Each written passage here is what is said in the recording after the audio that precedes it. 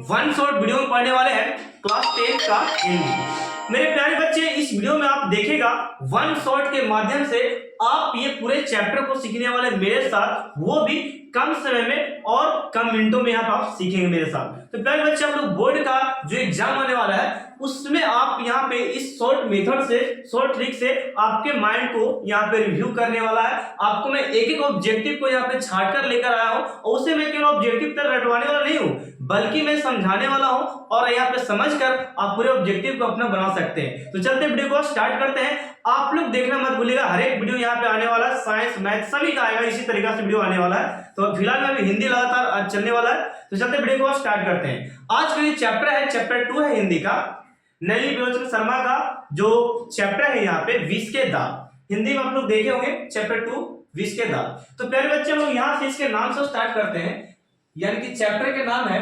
विष के दांत। विष के दांत, विष के दांत ये चैप्टर का नाम है। तो प्यारे बच्चे, यहाँ से स्टार्ट होता है कि विष के दांत कहानी है, सारांश है, कविता है कि ये सारांश है, इस प्रकार से पूछा जाएगा। तो प्यारे बच्चे, इसका जो बोलना है आप लोग को, ये एक प्रकार की कहानी है। प्यारे बच्चे, पहला ऑब्जेक्टिव आप क्या सीख गए कि ये क्या है, एक प्रकार की कहानी है। अब इसके महान लेखक की बात करें तो इसके महान लेखक का नाम है नलिनी विलोचन शर्मा, यानी क्या बोलेंगे, नलिन, यानी कि नलिन, नलिनी विलोचन शर्मा, विलोचन, नलिनी विलोचन शर्मा, विलोचन शर्मा। प्यारे बच्चे, ओके, ये हो गया इनका नाम। दो ऑब्जेक्टिव यहाँ पे कवर कर चुके हैं। विष के दांत क्या है, कहानी है, इनके लेखक कौन है, नलिनी विलोचन शर्मा। ये तो अभी डेमो है, अब स्टार्ट होती है इसका स्टोरी, जरा समझिएगा। इनकी बच्चे, इनकी बात करें, इनकी माता का नाम, इनकी माता का नाम, तो माता के प्यारे बच्चे, माता का नाम था रत्नावती। प्यारे बच्चे, क्या था, रत्नावती, रत्नावती इनके माता का नाम था। और प्यारे बच्चों, यहाँ पे इनके पूज्य पिता का नाम था, पूज्य पिता का नाम, यानी कि पिता का नाम था, पिता का नाम था पंडित रामावतार। क्या था, पंडित रामावतार, यानी कि लिखेंगे हम लोग पंडित रामावतार, रामावतार शर्मा। प्यारे बच्चे, तो यहाँ पे हम लोग एक ऑब्जेक्टिव देख रहे हैं, आप लोग खुद से देख सकते हैं, मैं आपको बिल्कुल यही करने वाला हूं, आप लोग केवल वीडियो को देखिए। और इनके जन्म की बात करें प्यारे बच्चे, तो इनका जन्म हुआ था, मैं बताता हूं, याद रखिएगा, 18 फरवरी प्यारे बच्चे, 18 फरवरी 1916 ईस्वी को इनका जन्म हुआ था। लेकिन आपसे यह भी पूछा जाएगा कि इनका जन्म स्थान कहां, तो घबराना नहीं है प्यारे बच्चे, इनका जन्म स्थान की बात करते हैं, जन्म स्थान की प्यारे बच्चे, यहाँ पे जन्म स्थान की बात करते हैं। तो यहां हुआ था पटना, लिखिएगा पटना बदरघाट, पटना बदरघाट में इनका जन्म हुआ था। बात समझ गए, पटना बदरघाट में। अब यहाँ पे इसके जन्म देख लिए, जन्म स्थान देख लिए, तो प्यारे बच्चों हम लोग कुछ इसके रचनाओं के बारे में थोड़ा सा देख ले। तो ये एक रचना लिखे थे, बहुत ही प्यारा रचना इनका था, बहुत ही प्यारा। वो रचना जो था देखिएगा, प्रमुख रचना इनकी थी, जिनका नाम था दृष्टिकोण। क्या था बच्चे, दृष्टिकोण था, दृष्टिकोण इनकी रचना का नाम था। और फिर बच्चों यहाँ पे देखिए, ये जन्म से ही भोजपुरी भाषी थे। ये जन्म से ही क्या थे, भोजपुरी भाषी थे, यानी कि लिखा जाएगा जन्मना, यानी कि जन्म से ही भोजपुरी भाषी थे, लिखेंगे भोजपुरी भाषी थे, भोजपुरी भाषी थे, यानी कि भोजपुरी भाषा बोलते थे। तो प्यारे बच्चों, यहाँ पे आप रिव्यू कर सकते हैं अपने माइंड को पूरे ऑब्जेक्टिव के साथ। इसी प्रकार मैं 4 से 5 स्लाइड आपको 4-4 मिनट का देने वाला हूं, आप लोग घबराइएगा मत। तो इससे आप स्क्रीनशॉट लीजिएगा, मैं आपको नेक्स्ट स्लाइड में बताने वाला हूं, ठीक है। बस प्यारे बच्चों, और हम नेक्स्ट स्लाइड में यहाँ पे करने वाले हैं इसी के बारे में, नलिनी विलोचन शर्मा के बारे में कुछ बात करेगा, ऑब्जेक्टिव के बारे में। जब देखिएगा, एक पॉइंट हम चलने वाले हैं। मैंने यहाँ पे लिखा बच्चों नलिनी विलोचन शर्मा, नलिनी विलोचन शर्मा, ये प्यारे बच्चे इनका नाम है, जो लेखक हमारे हैं। इससे पहले बात करते हैं हम लोग यहाँ पे, ये क्या बोलते हैं, ये बहुत अच्छी बात बोलते हैं। 1956 की बात है, 1956 की बात है, यहाँ पे देखिएगा 1956 ईस्वी की बात है। ये पटना विश्वविद्यालय की बात है, पटना विश्वविद्यालय, पटना विश्वविद्यालय में इन्होंने क्या किया, वो प्यारे बच्चे ध्यान रखिएगा, पटना विश्वविद्यालय में इन्होंने हिंदी में हिंदी के अध्यक्ष नियुक्त किए गए थे 1956 की बात है, यानी कि हिंदी की बात है, हिंदी विषय की बात है। और ये नियुक्त किए गए थे, क्या नियुक्त किए गए थे प्यारे बच्चे, अध्यक्ष के रूप में, अध्यक्ष के रूप में नियुक्त किए गए थे। तो प्यारे बच्चों इस तरीके से आप ऑब्जेक्टिव तोड़ सकते हैं अच्छी तरीके से, ठीक है। अब यहाँ पे मैं और लॉजिकली बातें आपको सिखाता हूं कि प्यारे बच्चों यहाँ पे देखिए कि उन्होंने पटना विश्वविद्यालय से ही एमए किया था। क्या किया था? एमए, यानी कि इसी विद्यालय से, यानी पटना विश्वविद्यालय से ही, पटना विश्वविद्यालय से ही, पटना विश्वविद्यालय से प्यारे बच्चे इन्होंने क्या किया था, तो इन्होंने यानी कि हिंदी में प्यारे बच्चे, हिंदी और एक और विषय थी संस्कृत था प्यारे बच्चे, संस्कृत था। और इन्होंने इसी विषय में लॉजिकल डिग्री हासिल की, उसका नाम था एमए। क्या नाम था प्यारे बच्चे? एमए इनका नाम था, ठीक है। एमए का डिग्री हासिल किए थे इसी विश्वविद्यालय से। अब आगे हम लोग बढ़ते हैं इस विश्वविद्यालय के बाद, तो बात हो गया पटना विश्वविद्यालय की बात कर लिए, लेकिन इन्होंने आगे की कार्यक्रम जो निभाना चाहा, एक कॉलेज था जिसका नाम था हर प्रसाद। क्या नाम था? हर प्रसाद जैन कॉलेज प्यारे बच्चे। ये कॉलेज जो था, ये कॉलेज में ये अध्यक्ष के रूप में रहे हैं, अध्यक्ष के रूप में रहे हैं, ठीक है, याद रखिएगा। हर प्रसाद जैन कॉलेज के रूप में ये अध्यक्ष के रूप में बने रहे। यहां से प्यारे बच्चों इन्होंने सोचा कि बढ़िया बिस्तर बांध लिया जाए, तो यहां से इन्होंने चाहा कि मैं चलता हूं अब कहां पे, रांची। कहां पे चले गए? रांची ये गए, और रांची विश्वविद्यालय की बात करते हैं। यहाँ का जो विश्वविद्यालय था, विश्वविद्यालय यहाँ के जो था, यहाँ भी ये क्या नियुक्त हुए, तो ये अध्यक्ष के रूप में नियुक्त हुए थे प्यारे बच्चे। क्या? अध्यक्ष के रूप में यहाँ भी नियुक्त किए गए, ठीक है। यहां से रांची से चले, तो रांची से चला इन्होंने, तो रांची से यहाँ प्यारे बच्चों, रांची से यहाँ पे इन्होंने आरा पहुंचा। आरा वाले विश्वविद्यालय में इन्होंने क्या किया? आरा विश्वविद्यालय में, यहां भी ये आरा विश्वविद्यालय की बात करते हैं, आरा विश्वविद्यालय, ठीक है, आरा विश्वविद्यालय की बात करते हैं। तो यहां भी इन्होंने क्या अध्यक्ष के रूप में नियुक्त किया था, ठीक है, अध्यक्ष के रूप में नियुक्त किया गया था। आप लोग याद रखिएगा। तो ये था ऑब्जेक्टिव। राजेश कहां चला गया? आरा। अब यहाँ पे लास्ट अंतिम की बात है, तो इन्होंने बोल सकते हैं कि जब इनका उम्र ढलने लगा था, कम समय होने लगा था, अंत की बात है, तो अंत में इन्होंने अपना बोल सकते हैं कि बढ़िया बिस्तर बांधा, और अंत में यहाँ पे यानी कि पटना विश्वविद्यालय फिर चले आए, ठीक है। तब बोल सकते हैं यहाँ पे ये जो बात है कि ये पटना विश्वविद्यालय में हिंदी में अध्यक्ष के रूप में नियुक्त जब हुए थे, तो अंतिम इनका था बोल सकते 12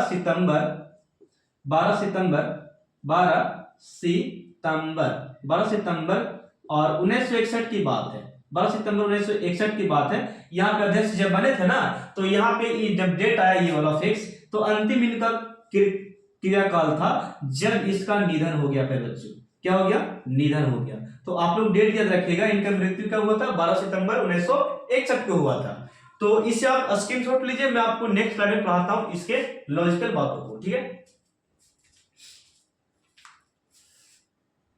तो प्यारे बच्चों हम नेक्स्ट स्लाइड में यहाँ पे करने वाले हैं इसके बारे में। अब स्टार्ट करते हैं सेन साहब के बारे में। बहुत सारे ऑब्जेक्टिव मैंने लिख रखा है जो कि मैंने अभी बता रखा था आपको नीलम शर्मा के बारे में।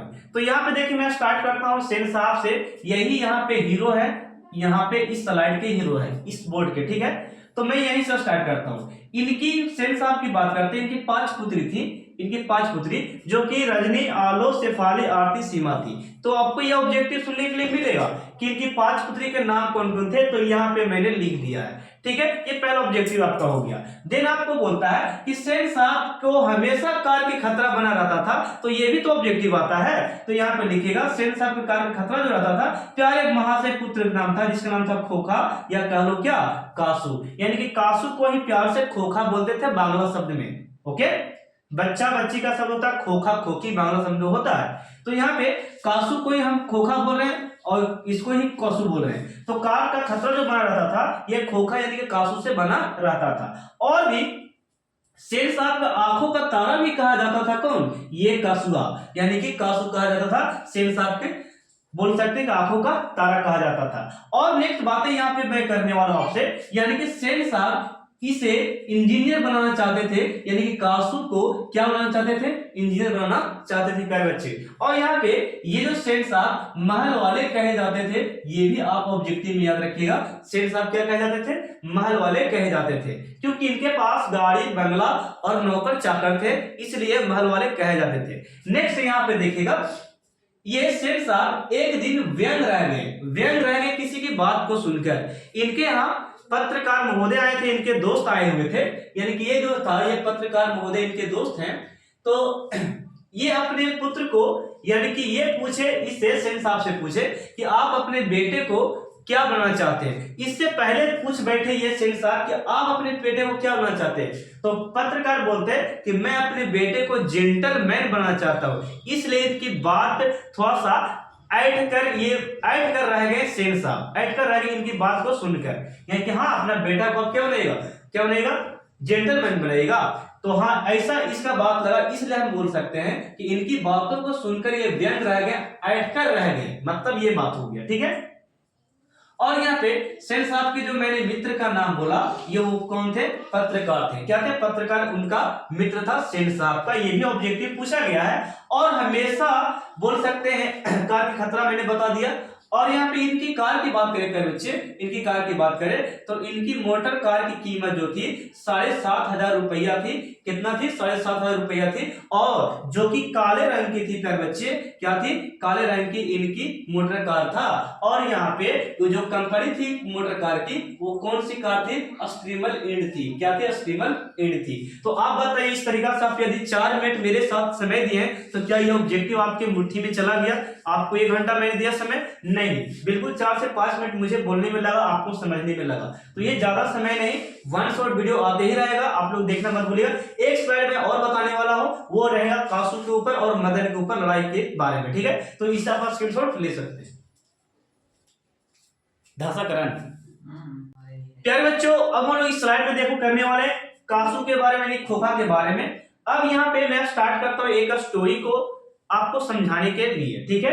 देखिएगा, एक बार की बात है, मदन अपने दोस्तों के साथ लट्टू नचा रहा था अपने गांव की गली में, ठीक है। गांव कुछ था इस प्रकार, ये उसका गांव हो गया, ठीक है। गांव में अपने दोस्तों के साथ लट्टू नचा रहा था, कौन, ये मदन था। मदन अपने दोस्तों के साथ लट्टू नचा रहा था, तभी वहां पे एक महाशय पहुंचते थे, जिसका नाम था क्या, कासू वहां पे पहुंचते हैं इसके गांव की गली में।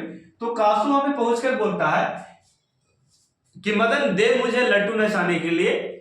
तो इसी बीच में मदन बोलता है, क्या तुम मेरे को खेलने देता अपने घर पे, एक भी सामान उठाने देता है। तो नहीं, इसी बीच में बोल सकते हैं, बोलता है कि हम तुमको लड्डू नचाने नहीं देंगे, तू जा अपने महल में जा, अपने महल में रह। तो इस प्रकार बोलता है, तो इसको बड़ा गुस्सा आता है कासू को।